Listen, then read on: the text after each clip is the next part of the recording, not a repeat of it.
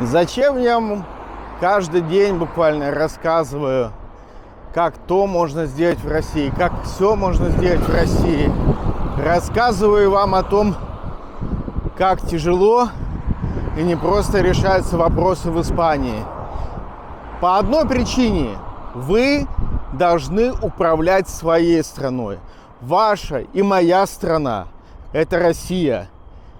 Это Краснодарский край, это Краснодар. Испания не наша страна. Здесь нас не ждут, особенно не хотят, раз мы без денег. И мы никогда здесь не будем родными. Надо стремиться к тому, чтобы нашей страной, нашим краем управлять, брать власть в своем крае.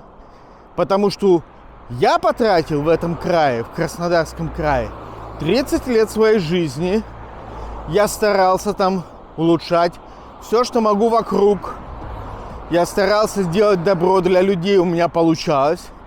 И поэтому я знаю, как должно быть хорошо. Я не пытаюсь здесь приукрашивать испанскую действительность. И если вы хоть как-то верите мне и смотрите меня, а значит, есть какой-то интерес, поверьте мне, да, Испания в каких-то вопросах лучше, но в каких-то вопросах она и хуже. И есть много вопросов, в которых она хуже, чем Россия. Даже текущая Россия. Даже несмотря на то, что там каждый день происходят ужасные вещи, все равно мы должны бороться с вами откуда угодно за то, чтобы наша страна была лучше, мы жили в своей стране, управляли своими жизнями там. Вы скажете мне: вот в Испании хорошая погода, например. Ребята, ну если честно, погода здесь на очень большого любителя. Да, во-первых, она разная, Испания, разные части Испании с разной погодой. Во-вторых, для меня даже, как для человека, выросшего в Краснодаре, привыкшего к жаре, испанская жара, даже здесь, на северо-востоке, в Каталонии, с трудом переносима. Плюс Испания страдает от засух, у нее проблема с водой, очень мало лесов, как по мне. То есть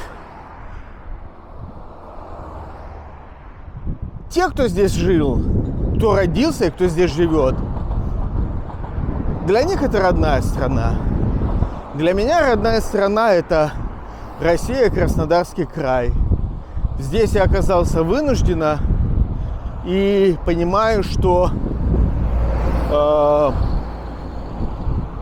никогда не смогу 100% привыкнуть, 100% сказать, что Испания – это моя страна.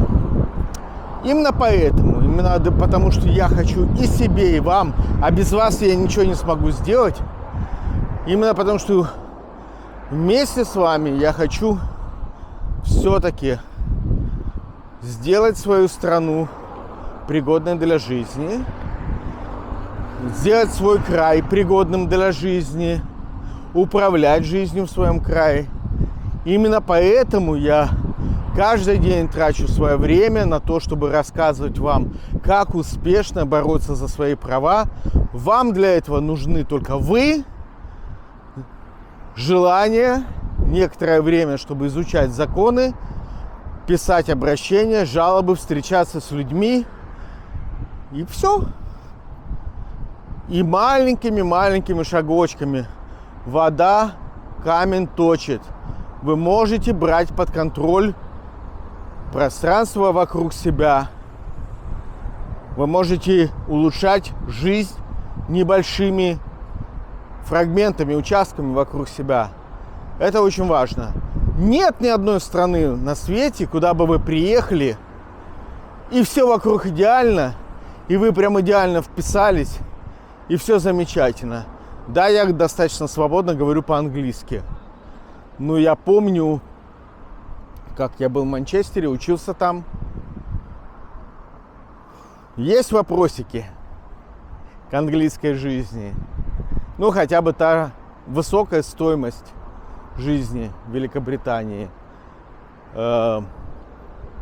Есть вопросики к погоде. Опять же, кто к чему привык. Так что лучше жить в своей стране. И поэтому-то я вам и рассказываю про Испанию. О том, как здесь обстоят дела. Для того, чтобы у вас сложилось адекватное представление о том, что здесь нет кисельных рек, нет молочных рек с какими-то там кисельными берегами. Здесь тоже тяжело, хотя здесь, конечно, законы и право работают лучше, много лучше, чем в России, но намного медленнее. И видите, здесь нету такого понятия, что клиент всегда прав. Здесь скорее есть понятие, что клиент всегда не прав. Я очень-очень подозреваю, что именно так они здесь себе и думают. Что, типа, ну ушел этот, ну и пофиг.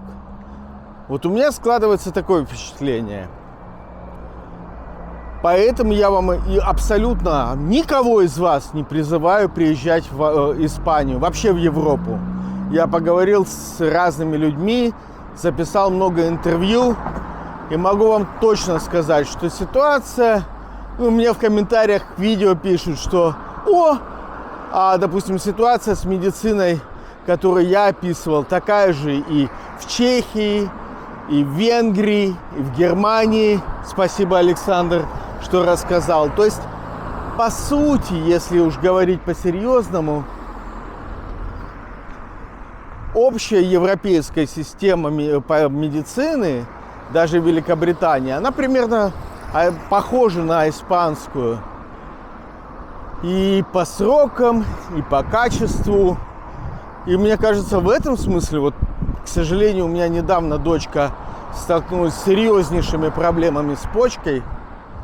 И она решила так эту проблему в Краснодаре, как никогда бы не смогла решить ее в Барселоне. Никогда не смогла бы вылечиться так, как она вылечилась в Краснодаре.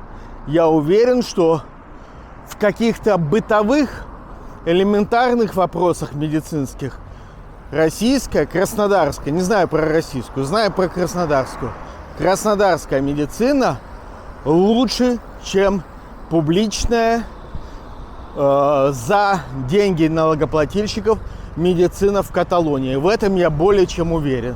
Да, есть уникальные операции, единичные. Возможно, платная медицина по дополнительной страховке в Каталонии лучше.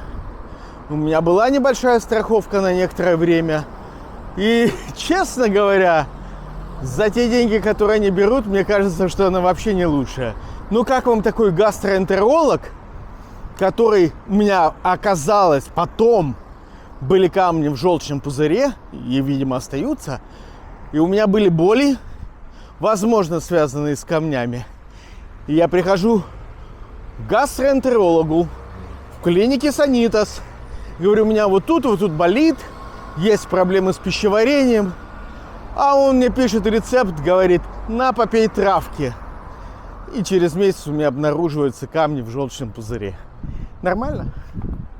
Ну так вот.